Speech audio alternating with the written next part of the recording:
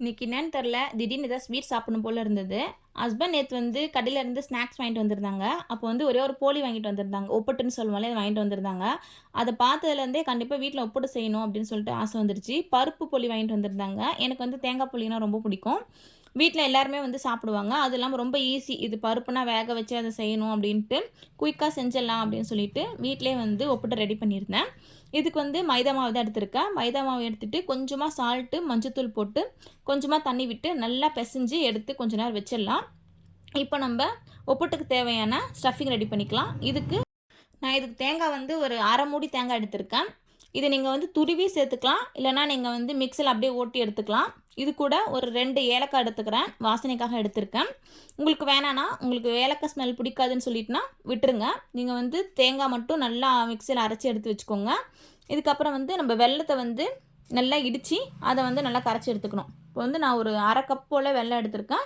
அதுக்கு கொஞ்சமா ஒரு 1/4 கப் போல தண்ணி விட்டு ஃபஸ்ட்டு வெல்லம் நல்லா கரைஞ்சதுக்கப்புறம், நம்ம மிக்ஸில அரைச்சு வச்சுருக்க தேங்காய் துருவல் இருக்கு இல்லையா? தேங்காய் அரைச்சு வச்சுருக்கோமே, அத போட்டுக்கோங்க.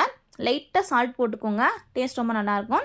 இது நல்லா கிண்டி விட்டுட்டே இருந்தீங்கன்னா, கட்டியாகி ஸ்டஃபிங் ரெடி ஆயிடும். இப்போ நமக்கு ஸ்டஃபிங் கொஞ்ச நேரம் ஆறட்டும். ஆறுனதுக்கப்புறமா, நீங்க வந்து தோசை கல்ல சிம்மில வச்சுக்கலாம். கல்லு நல்லா சூடாகட்டும். கல்லு சூடாகறதுக்குள்ள மாவும் கொஞ்ச நேரம் ஊறியிருக்கு. ஒரு 1/4 மணி நேரம் பக்கமா ஊற வச்சிருக்கோம். இப்போ நம்ப செஞ்சா சாஃப்ட்டா வரும். ரொம்ப டேஸ்ட்டாவும் இருக்கும். இப்போ நம்ப கொஞ்சமா மாவு கொஞ்சம் நிறையாவே எடுத்துக்கோங்க. ஏன்னா உள்ள ஸ்டஃபிங் வச்சு நம்ப ஃபுல்லா மடிச்சு உருட்டும்போது ஸ்டஃபிங் கொஞ்சம் வெளிய வந்துரும். நீங்க வந்து ரொம்ப தின்னா எடுத்தீங்கன்னா, அதனால கொஞ்சம் திக்காவே எடுத்துக்கோங்க.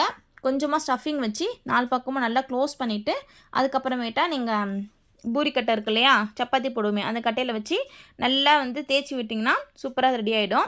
அதுக்கப்புறம் கல்லு நல்லா சூடானதுக்கப்புறமா ஒப்பிட்டு போட்டு, நீங்க நெய் போட்டு செஞ்சீங்கன்னா, ரொம்ப ரொம்ப டேஸ்ட்டு சூப்பரா இருக்கும்.